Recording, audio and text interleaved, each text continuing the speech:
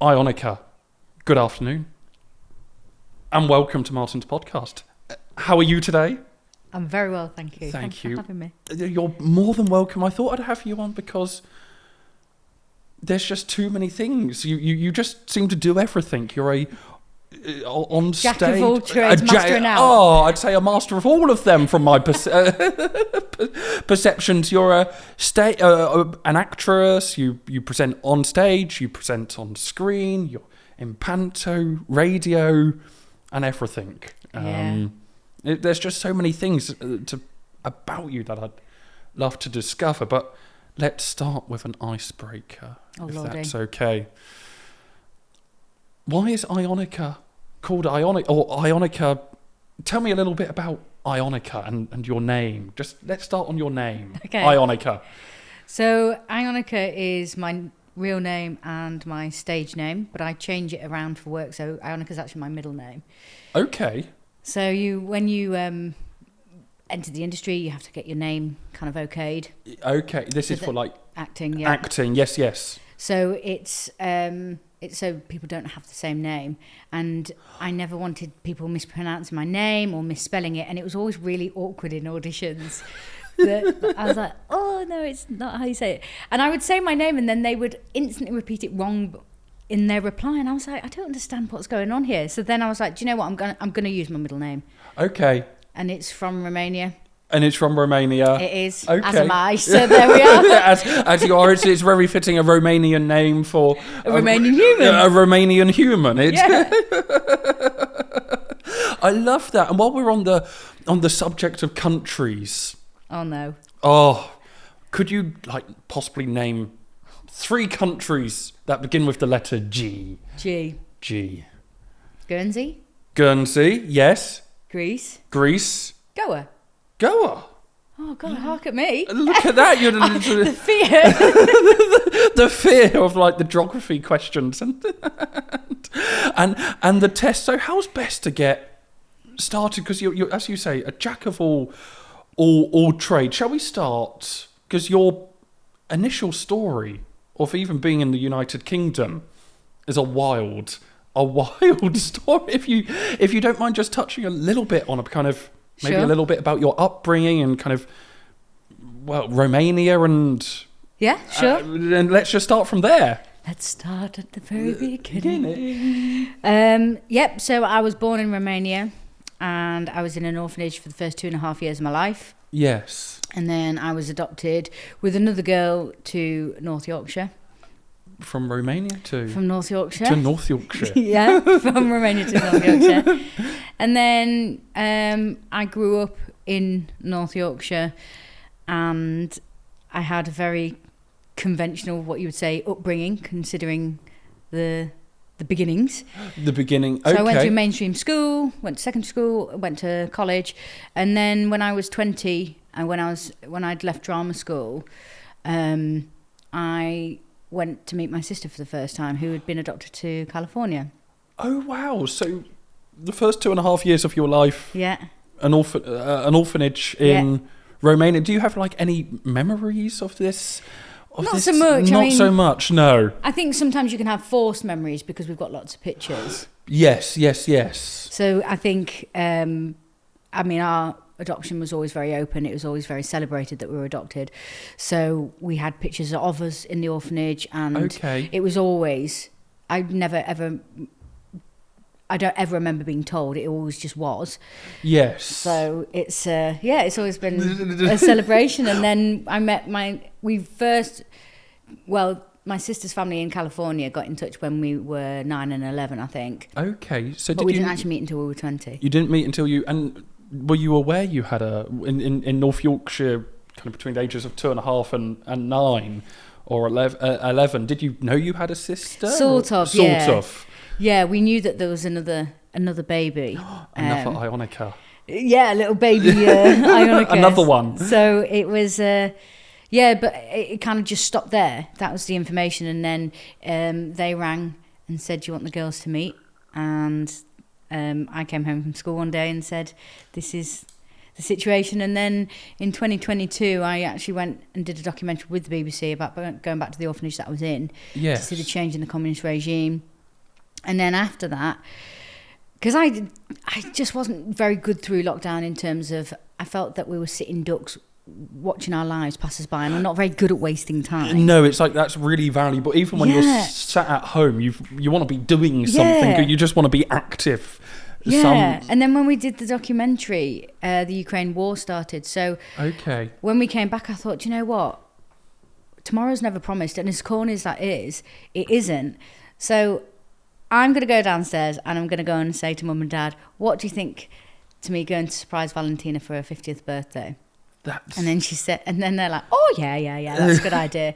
When is it? And I was like, 6 days' time. He went, on your own then. off you go. And just for the people who, Valentina... is my birth mum. Is your birth mum. Yeah, and I found another sister that lives with her. And another sister. Okay, so it's almost like the story's kind of unfolding. You were aware there was one other sister. Yeah. And then through lockdown 2022,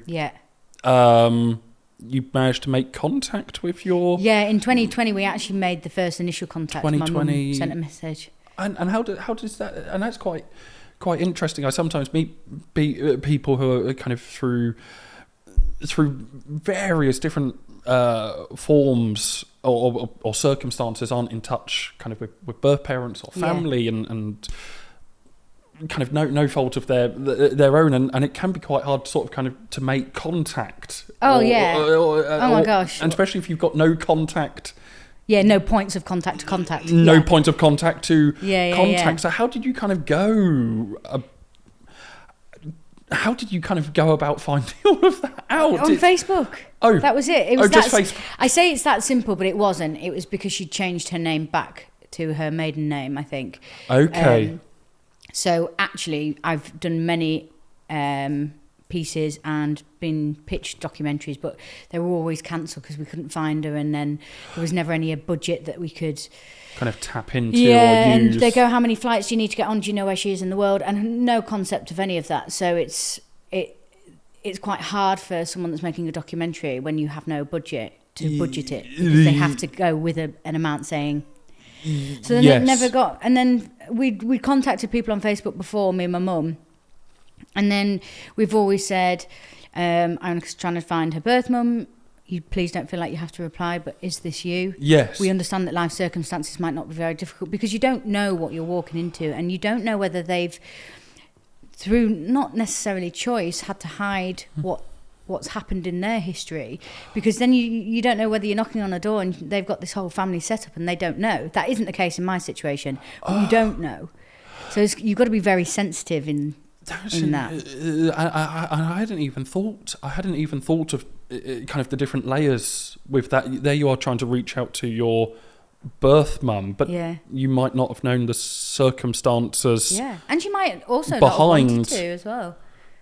Wow. So you just don't know. And when you do documentaries, you are told every bad situation that could possibly happen. So you're pretty prepared for anything that's thrown at you. Be prepared, and that's just incredible, because we've kind of gone from kind of 2.5 to North Yorkshire, and then kind of this documentary during COVID kind of comes about. We'll touch on kind of the actressing and everything else you've done as well. But that's kind of that's just kind of an incredible thing. And maybe someone, when you're watching documentaries or you're making documentaries, you don't actually know the outcome you're documenting in real time, real life. You don't know what will happen tomorrow. You're faced with. Yeah. Oh wow. Yeah. I mean, we know the premise of the show. We knew that we were going to go and see the change in the communist regime. Whether that was going to be good or bad, I didn't know going in. Yes. My assumption was going on the more positive side, just I think because by default I'm quite a positive person. You've always, yes. We would like to hope that the system has changed somewhat since the communist regime, but you don't know.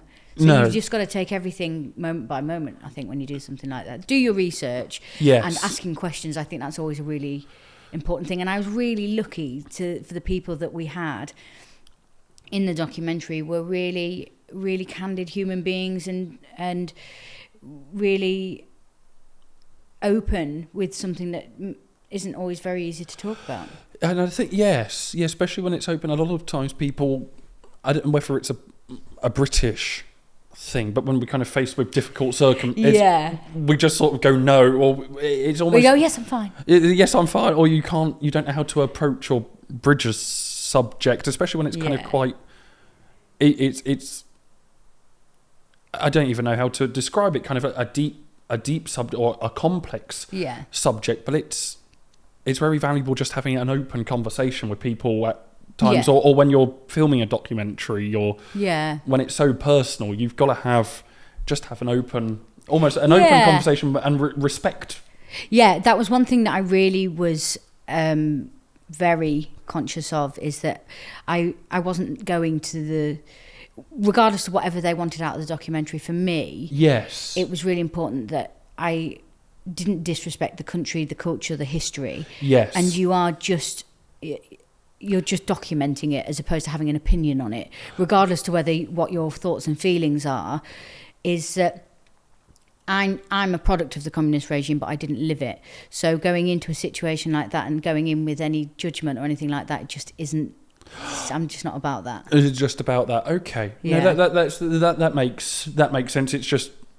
And I think it's testament to my mum and dad how incredibly open and transparent they have been all the way through my life, is that you then lead the rest of your life and that situation like that. So, like, for me, there's no stone unturned. Like, if people want to ask me about adoption, they can ask what they like.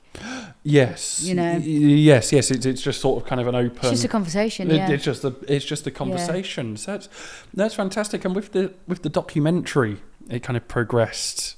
Mm-hmm. And then you were told about surprising your mum for her 50th birthday. Uh-huh. Was that was part of the was that planned in the documentary? So I was initially asked if we wanted to do it, but because of the COVID restrictions, we were only there for 72 hours, and I said it's just not right. Okay. I didn't want to be flying to another country to go say hi to then go away. I wasn't going to ever do it for television or for a documentary. Yeah. You were doing it for you. It had to be right. Yes. So it didn't feel right, so I said no. And they were really respectful of that, and it didn't hinder the documentary either way. But actually, because we hadn't finished recording the documentary, all of the kind of narrative that we couldn't do when we were out there, is I'd actually gone to see Valentina in that space of time. So then, spoiler alert, it actually ends up being in the documentary, but in a much kind of more relaxed way, that we got to do it in private. And anything that I've ever done with adoption, and now knowing Valentina, is that I would always say, do you mind if you are in this? And always giving her the choice, because if she didn't want to be in it, then I'm not going to lay someone out or expose them for the sake of a documentary or a magazine article. I understand. And prior to this kind of meeting in person, had you had communication, or how did you even make, you mentioned kind of through Facebook and did you just happen one day, it was bingo, and you managed to message the right person, or well, we blame my mum because she wrote the message. We blame her. Okay, yes. But I was presenting at BBC York. My friend was presenting at BBC Essex, and she was doing the evening show, as was I. So I knew the setup, and she said, "Can you just come and talk about adoption, not necessarily international adoption?" Okay. And then my mum listened to the interview, which is a bit of a busman's holiday, really, because she it's not like she doesn't know any of the information. So she doesn't often listen, but she did to that one for some reason. Yes. And then she said, "Oh, have you tried reaching out to Valentina again?" I said, "Oh no," because you end up seeing a plethora of names and this, and also you're 30 years on, you don't know what that person's going to look like. People change. Yes. Yeah. So she wrote the message, and then a little while later, my mum comes running up the stairs. She's crying, and I'm like, what's going on here? She turns the phone around, and she's on a video call with this other woman that's also crying. And I sit there, and I'm like, I didn't even know what to do. And did you know who the person... Yeah, I don't know. I just felt it. You just felt... Okay, yeah, yes. I mean, we'd looked through the account on Facebook and tried to play Cluedo. Inspector Clouseau, whatever it is. With the and just matching information and going, oh, this is a bit too coincidental. And then more things were coming up and more things. And I was like, oh, do you know what? Let's just send her a message. Let's just send her a message. Yeah, Okay, yes. And then if she replies, she replies. And then that happened. And then we spoke, I think, for about 2.5 hours. But she doesn't speak a word of English. Or she didn't then. Didn't then, yes. So then my sister, who we only found out just through looking through the Facebook profile and through assumption that we had another sister. This is the third sister, yes. The third sister. She then came in on the call and we were WhatsApping because we're all on 3 screens. There was me and my mum in one video. There was Karina and then Valentina. So I'm WhatsApping Karina, then she's translating it and then sending it to Valentina. Oh, okay. So it was quite laborious in terms of time because you just want to say stuff. But it was amazing, yeah. Is go through, translate, and kind of, how does one even... Oh, heck. No, don't wait there. With kind of this first conversation, I think that's quite... You'd never spoken to this lady. Well, we had through lockdown. You had through lockdown. Oh, no, we hadn't. No, the first phone, yes, the first phone call. call. The first phone call, and you were sort of, what do you talk, how do you kind of combine everything into a I just couldn't stop grinning. I was like, it was just so exciting. And I think it's just one of those moments that people talk at you about it all of your life, and you have these assumptions of how you're going to feel. Are you going to cry? Like, people always go, oh, I'd be really upset if I met, all of this white noise, not necessarily white noise, but it's just how people feel. And it's really weird, like all of that goes out the window because it's your body's instinct just goes in whatever way it's going to go. You can't plan for it. And it was highly emotional. Of course it was highly emotional. Yes. But it was just amazing to be able to go, oh my God, this is it. This is your birth mum, and was there kind of maybe an element of, obviously this lady was happy. Yeah, I mean, there's a lot of tears, obviously. In tears, so because you didn't. Everything's alive because you didn't know what the reaction could be when you sent it. You could have just simply been blocked, or could have been blocked. Could have said don't want to meet you. Could have just been ignored. I think the biggest thing that I think didn't appreciate in the moment, but actually looking back on it and when I talk to people, is that she rang. She didn't even message back. She just video called. I mean, that is a massive testament to her character. Yes. And her openness and her, like, just give she it could a have go. hidden, not necessarily hidden, but she could have hidden behind the screen in terms of safety for her, in terms of messaging. But she didn't. She rang on a video call and went, here I am. And she didn't know what she was going to get either, because yes, she could have had someone throwing a lot of abuse at her. She could have had someone crying. She could have been someone really angry. That's it. How dare you do? How? It could have been a multitude of reactions on her part. A multitude of reactions, and I hear it in some other. It doesn't sound like it in your case with some adoption stories I've heard, is people get adopted and sort of you're never allowed to contact birth parents or siblings. You'll never know. You'll never. Yeah.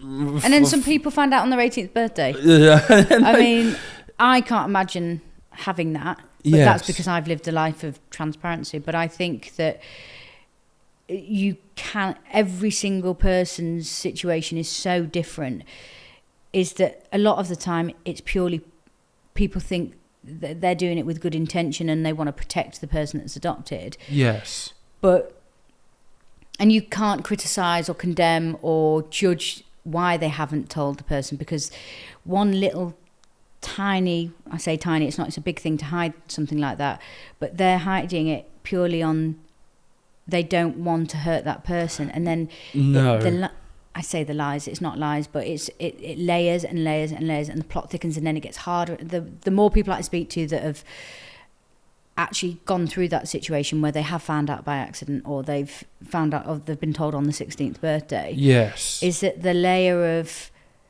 kind of hiding it gets thicker and thicker, and then it's much harder to undo all of that. And for me, I don't know how I would feel, because then for me, and this is not necessarily for everyone, but I would maybe question everything, every relationship that was in that family. Yes. If you then find out on your 16th birthday. The 16th, it's almost kind of that game of, almost kind of that. Who am I? Who am I? And that's quite a kind of a vulnerable kind of. You've got, obviously you're being born to 16, but kind of 16 up until early 20s.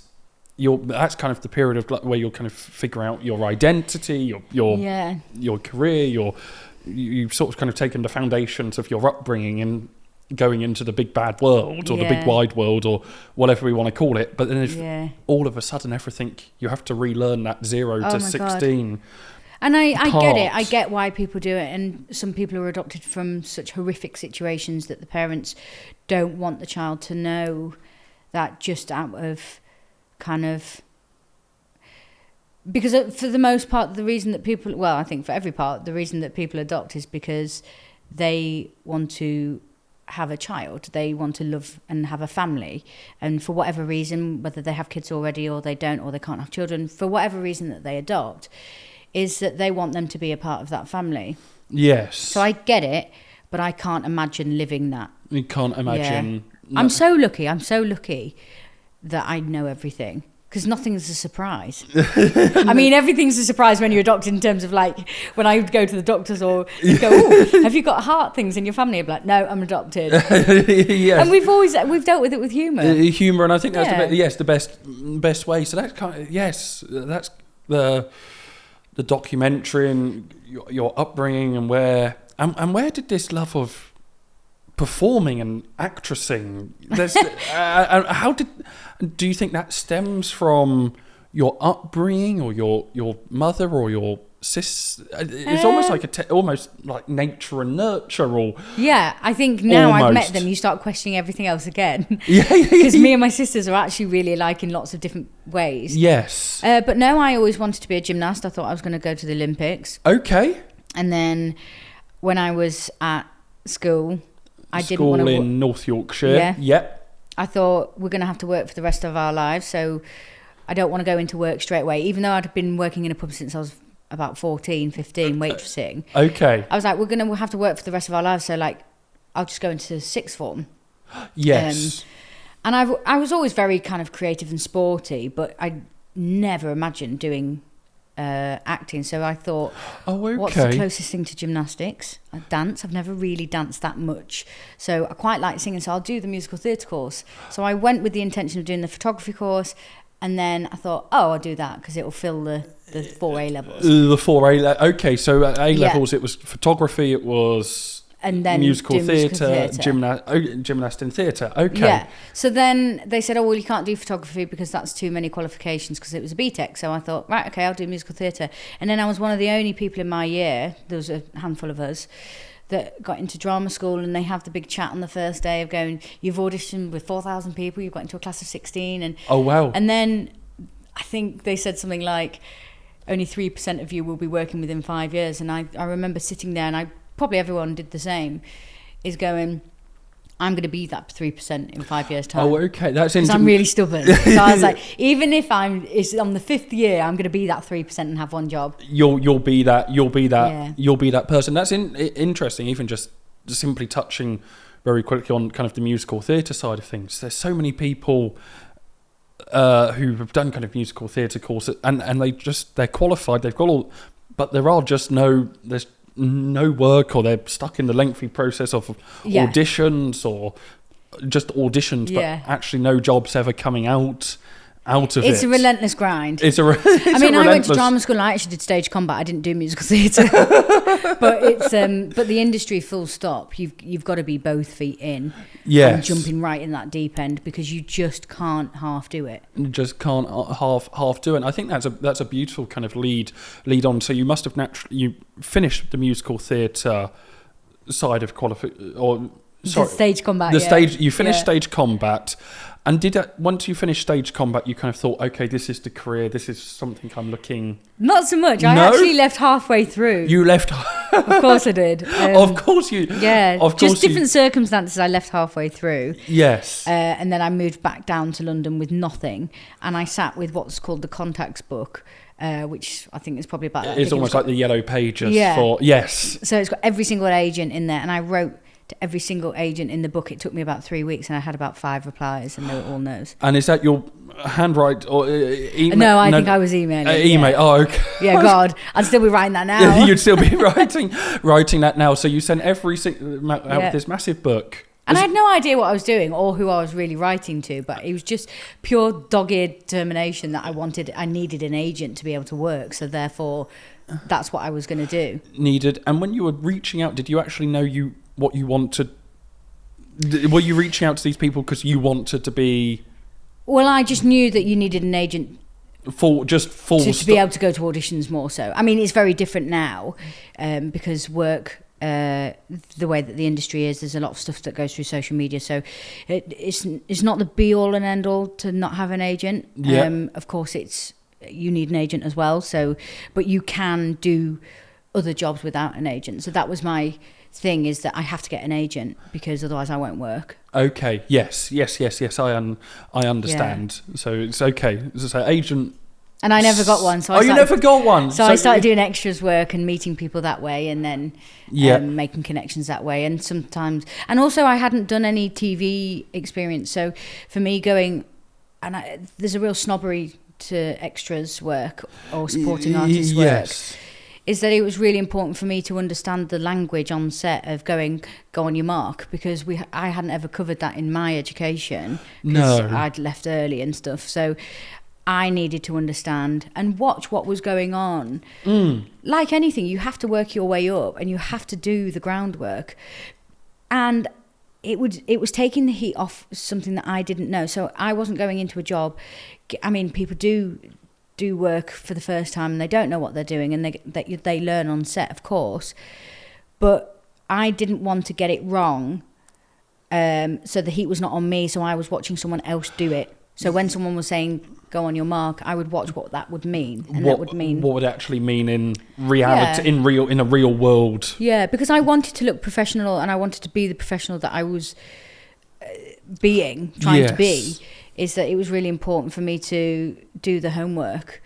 So then when I did go on set and I do film, it's quite an overwhelming thing anyway, and especially when it's a job that it's a bucket list job, is when they go on your mark, that is just instantly language that you understand. Yes, okay. And that's interesting you saying that, and actually quite a good I think that's a good message for anyone kind of out there listening to, who might have done kind of musical theatre or things like that. It's actually kind of understanding, as you say, kind of the language, the terminology, and almost that snobbery of that. Yeah, it might not be the work you want, but it's actually really good getting that foundation. There's some people that make a lengthy career just on doing extras and supporting artist work. Yes, and there's it's just a different part of the industry.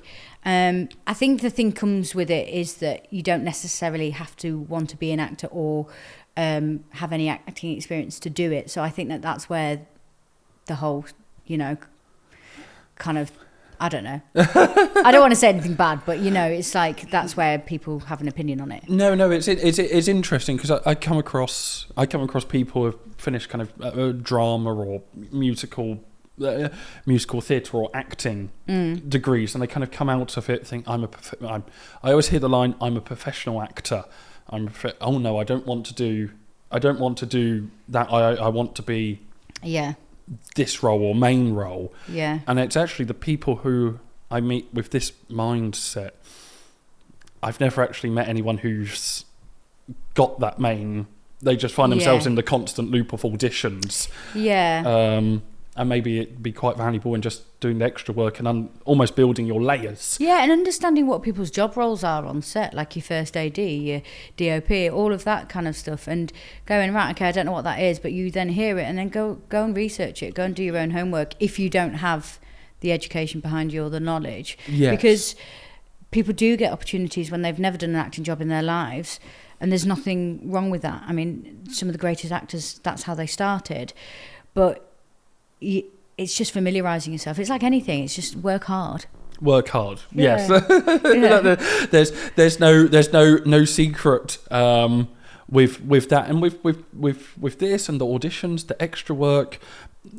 Can you share some of the things you've been maybe featured in or done or shows? Or I was trying to figure, but there was just too many to list, and I couldn't pick out. I couldn't, or maybe kind of your ones that you just didn't. You almost needed those pinch yourself moments. Is that okay? I'm getting to do this. I'm getting to do this. I didn't think I'd be able to do that. Working at the BBC was a massive. Dear Lord, how on earth have I got this job? Yes. That was an incredible experience. I never, ever even had presenting on my radar. Okay, yes. So that was incredible to be able to do that. And I got a year's contract there. And was that presenting... The Arts and Culture Show. The Arts and Culture, brilliant, yes. 3 hours live every Friday night. Fantastic. Yeah, kept me out the pub. It was an incredible experience. I got to meet the most incredible people. I used to have 6 guests per show. Wow. I would source them all. And you would reach out to these 6 guests? Yeah. And would these people have done maybe something interesting or no? Or they would maybe have an art exhibition on. They were maybe at the theatre. It was really important for me to not have 6 guests of the same, so I wouldn't ever have 6 dancers on. Okay. Because that might not interest everybody. They might not want to hear about a dancer's life. So then I would have a photographer on. I would have a stone carver. I would have someone that knitted. I would have anything that was creative. I would have on. Okay. So I would do my research. So when you work and do local radio, you have basically a red band of where you kind of can source on the map, of yes. who you approach. So anyone that was in a show, or I would often approach buskers. Oh wow! Okay, yes.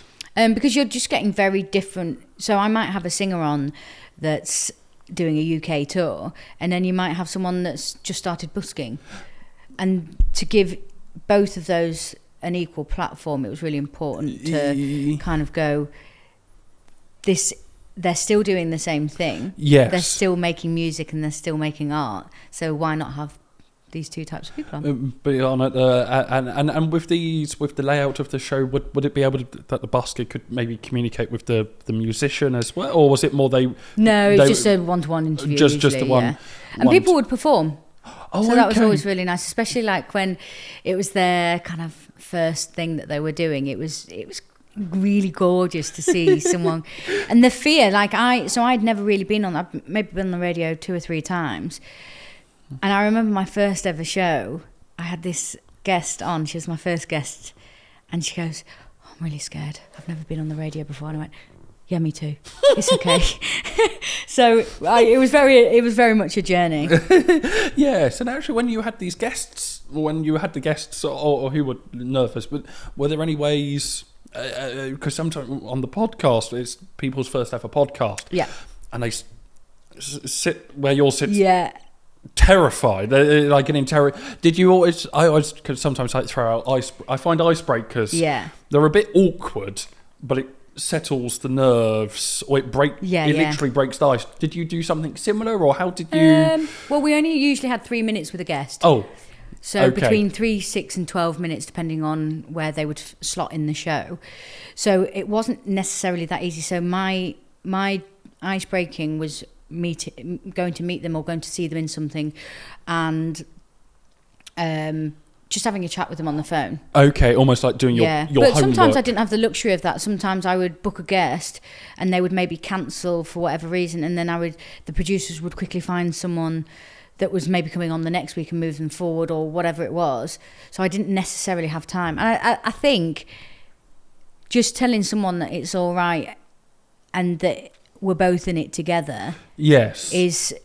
It's only we're 3 both here, and minutes. it's just a conversation. Yeah, we're just human beings, and we're actually the one thing that I really used to always say actually to guests is that you can only speak your own truth, and I'm talking to you because you are good at what you do.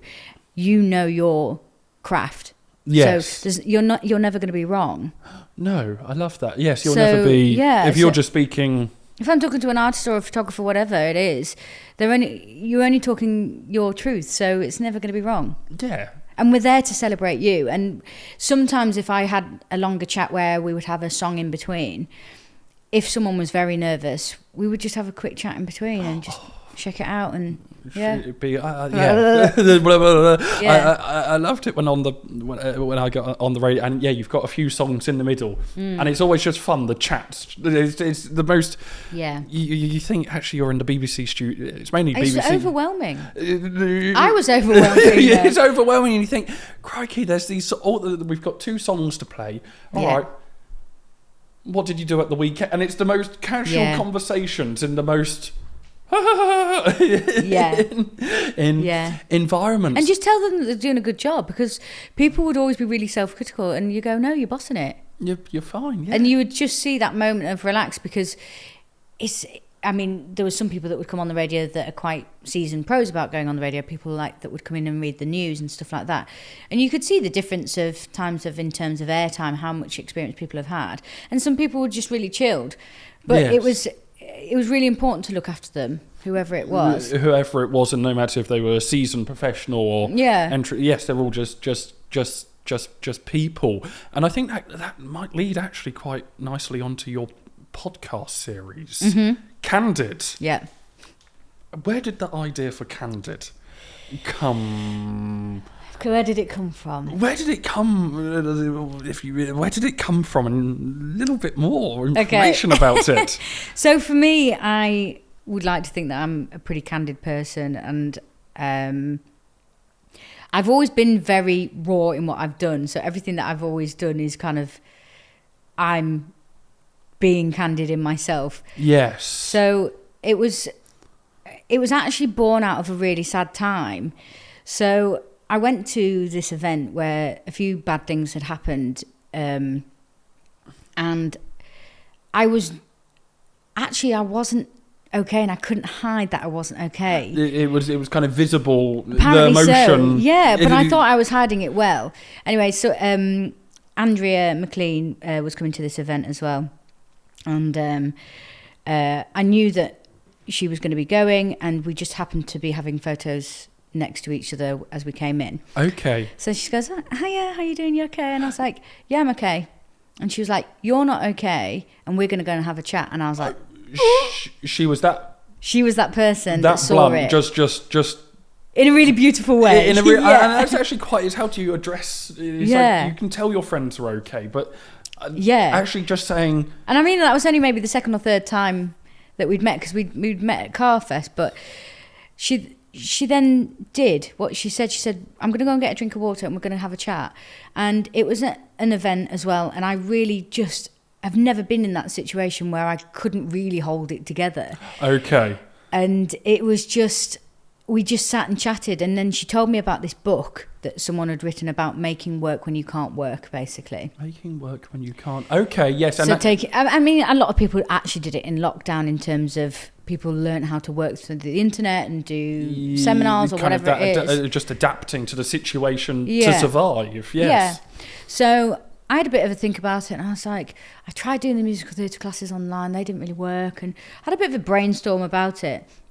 And then, I kid you not, in the middle of the night, it was 3:00 in the morning, poor Andrea got a text. And I was like, I've got it. I know what I'm going to do. I'm going to ask 10 questions in 10 minutes. Okay. So to my friends. A minute, a question. That was, in theory, what I thought was going to happen. That was the idea, the premise, yes. And it was really important for me to have people that I knew, because then there was an element of forgiveness if it didn't go well, because I was doing everything. I was doing the producing, I was doing the recording. Sticks and Glass were amazing. They let me be in their studios. That's a lot of work. There was a lot of work. So I thought I need to go with people that I know, because then if something goes wrong, they'll go, it's okay, we'll wait. I mean, most people will be you can kind of laugh it out, or just go, I'm sorry, Yeah. I messed. It just Yeah. went. Oh, I didn't press record. Of Oh, which I didn't actually press record on one of the cameras for Andrea, so that's why it's in one shot Okay. instead of 3 shots. But it's so yeah, I sent her a text and said, "Thank you for your time and your like your kindness, your time, kindness and your time and warmth. Yes. yeah, and just that kind of drop of kind of like drip feeding what it was that I could do."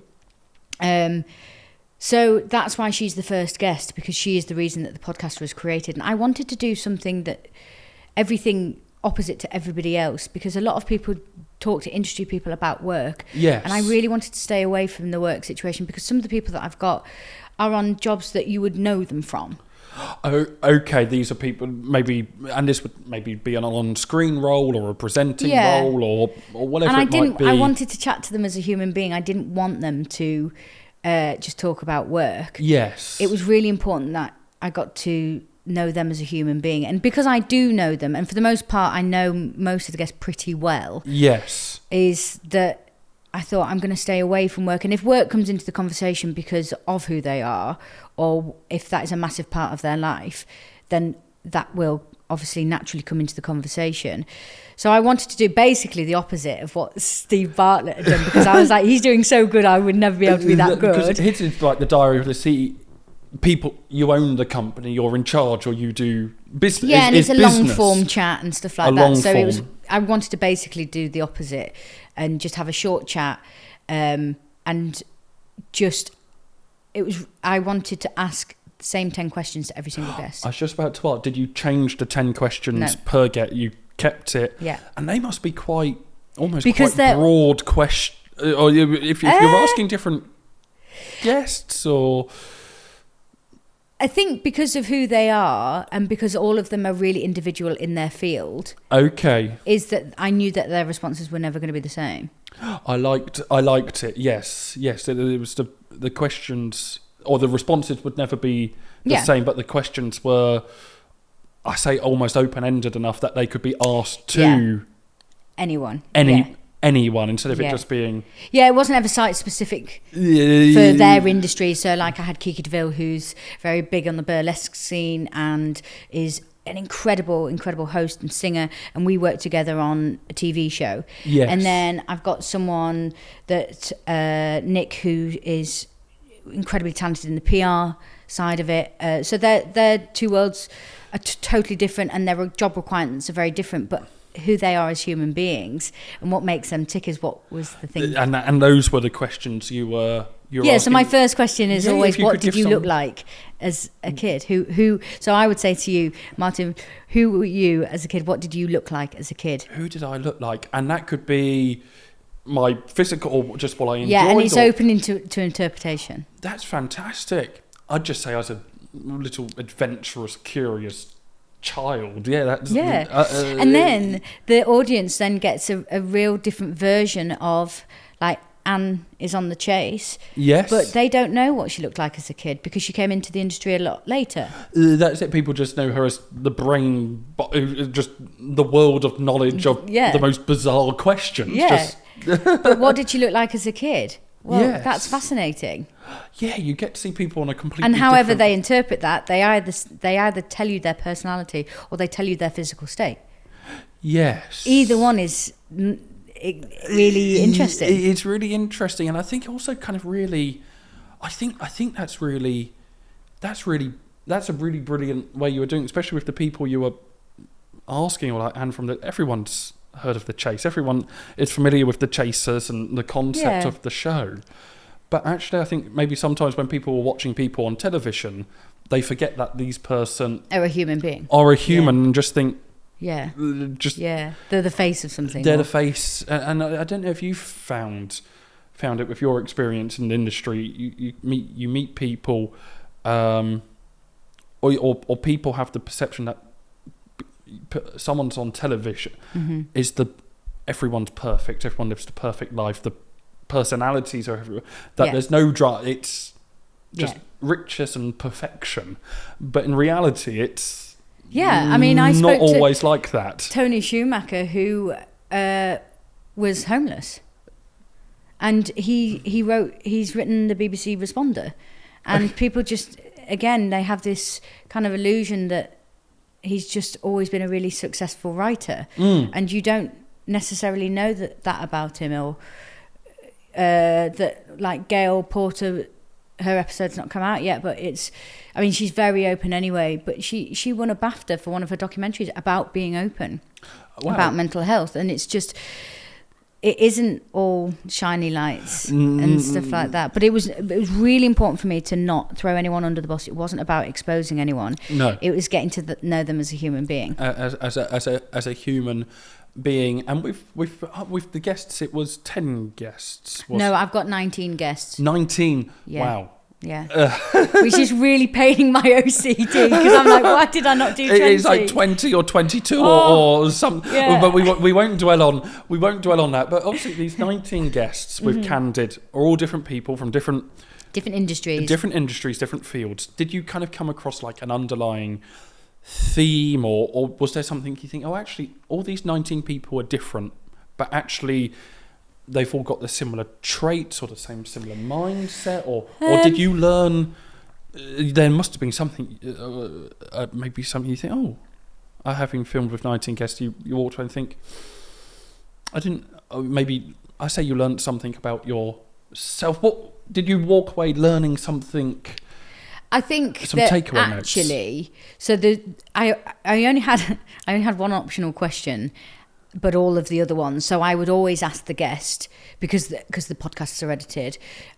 So if the guest didn't want to answer that question, I said at the beginning of the question, this is an optional question. If you don't want to do it, we'll move straight on. Yes. So my final two questions, because I think in life we have a lot of light and shade, of course, as human beings. So my second to the last question was, what is the thing that makes you sad? What makes you cry?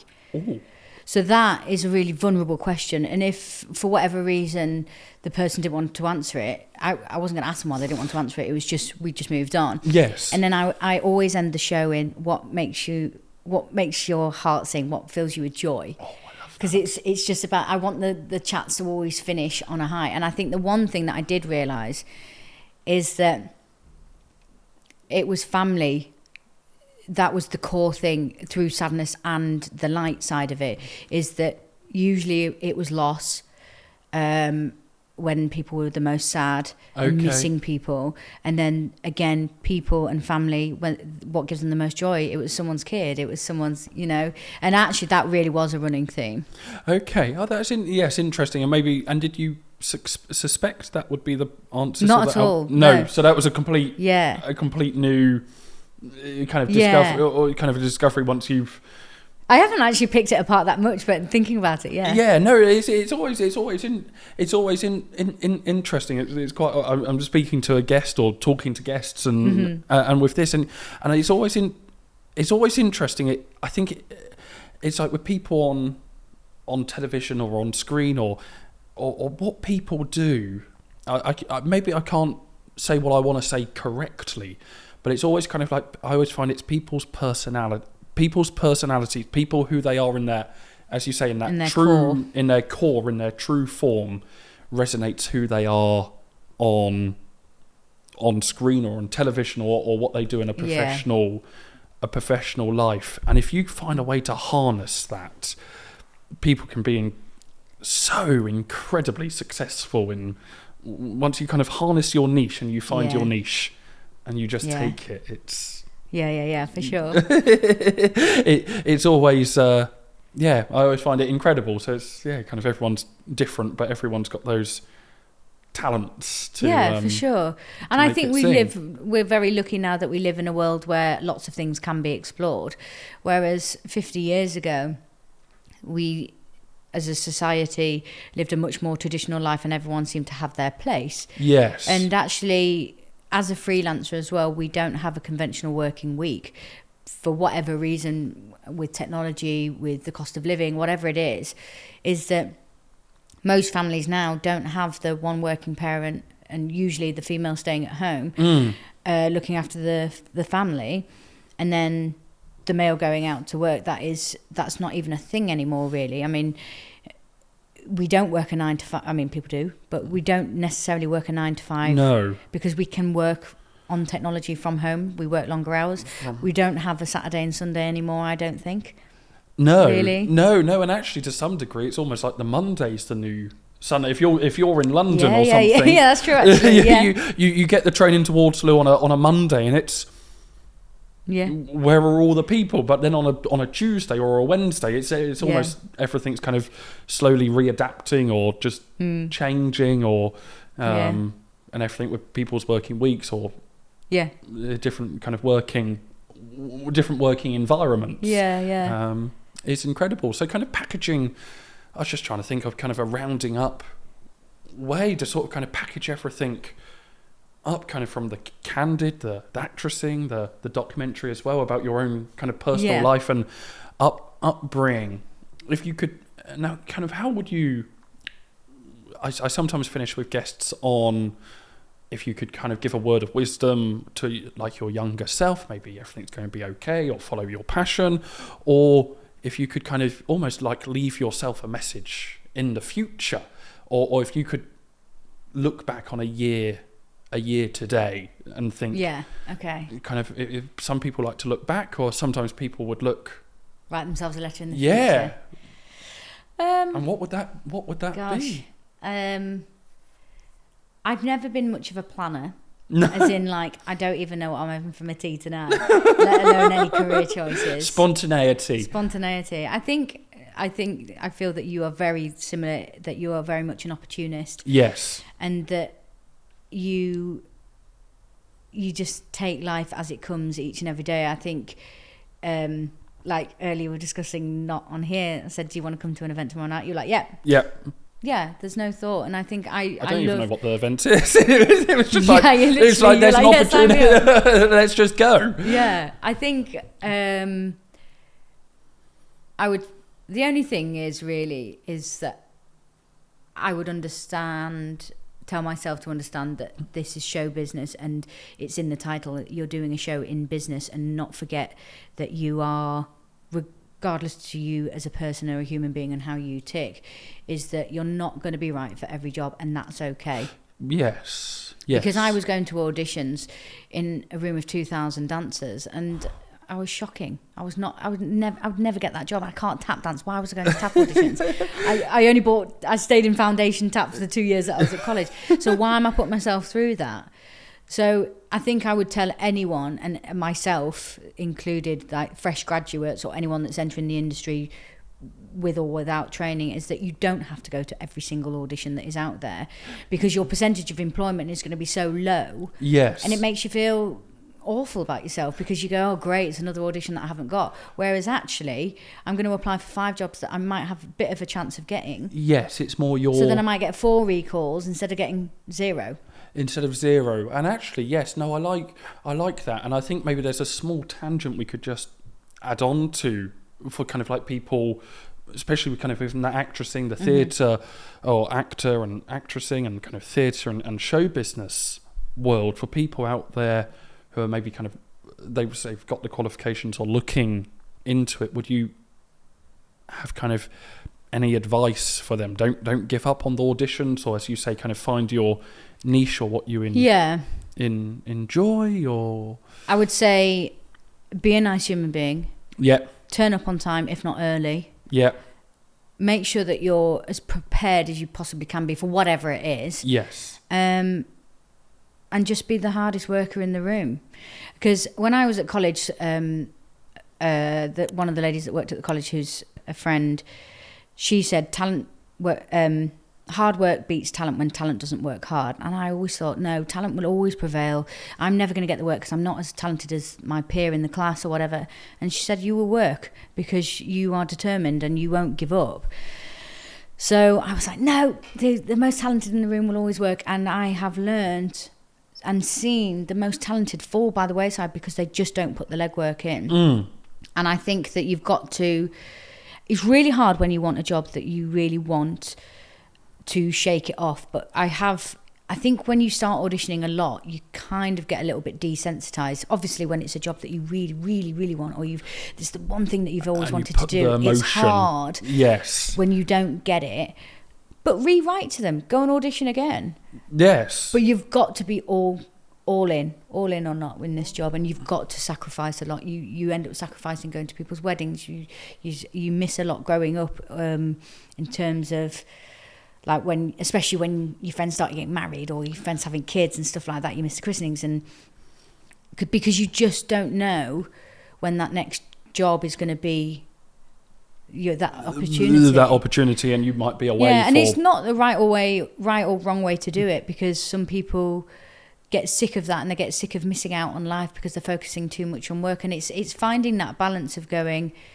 So instead of going to the 40 auditions, maybe set it down to 15, yes. Because then you won't miss everything. But I think I think I'm very work driven, and for some people, life then starts changing direction. They want kids, or they're financially so unstable but they want to buy a house, that you then go, okay, right, I'm going to sacrifice work now and I'm going to go and find a different avenue where my income is more stable. It's kind of finding that balance to and being happy what your definition of success is, because people have always got their own opinions of going, oh, well, you're only successful if you're on a Broadway stage. But actually, no, someone's level of success might be teaching drama in a primary school. Yes. And if you are getting to make money doing what you love, then ignore anyone else's opinion on it, because you are winning at life. Yes, that's it. Just stay in your own lane. Yeah. And just enjoy the process, enjoy the moment. And if you don't enjoy it, stop.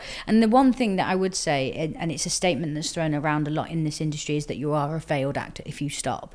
And it makes me really cross, because I think nowadays about 80% of people that go to university aren't even doing the course that they set out to be. So if you went to do plumbing and then you went and then started wanting to be an accountant, you'd never go, oh, you're a failed plumber. No, you're just an accountant. You're an accountant. You just changed your direction and realised it wasn't for you, or but in this industry, you're instantly a failed musician, a failed actor, whatever it is, because you didn't try, or you didn't persevere or push, or or you have been pushing. The doors have not been open for you, for whatever reason. But it's the one thing that really grinds my gears, because actually, for the most part, no one really does what they do when they're at uni or sixth form, or because we find our way in this world, and sometimes it's not what we thought it was going to be, and that's all right. Oh, that's fantastic. Yes, that is all right to. Yes, it's all right to kind of change the direction and everything, and just enjoy. Yeah, and I think just taking everything on face value of going, because a lot of people that do go into this industry are very dogged and determined in what they want to do, and they're almost so set in their ways, going, right, I only want to do cruise work, I only want to do TV, and then when they don't get it, they can't see out that tunnel vision. It's too painful. They just and then they miss kind of opportunities. Like if I'd gone into this industry going, I only ever want to do stage combat, I never would have got to present. You just don't know. Yes. So I think it's being open but not selling your soul. There's a real fine line. So be open but not sell. I think that's a good kind of motto, and good kind of a good kind of good ending statement. Yes, kind of stay true to yourself. Yeah. But don't sell yourself. Don't give everything up, or don't sell everything you've got. Don't sell your soul for what you think that people want, because it will happen. You just have to find your own way. Yes, no, I love that. Ionica, thank you so much for coming on. You've been amazing, so thank you so much. Thanks for having me. You're most welcome.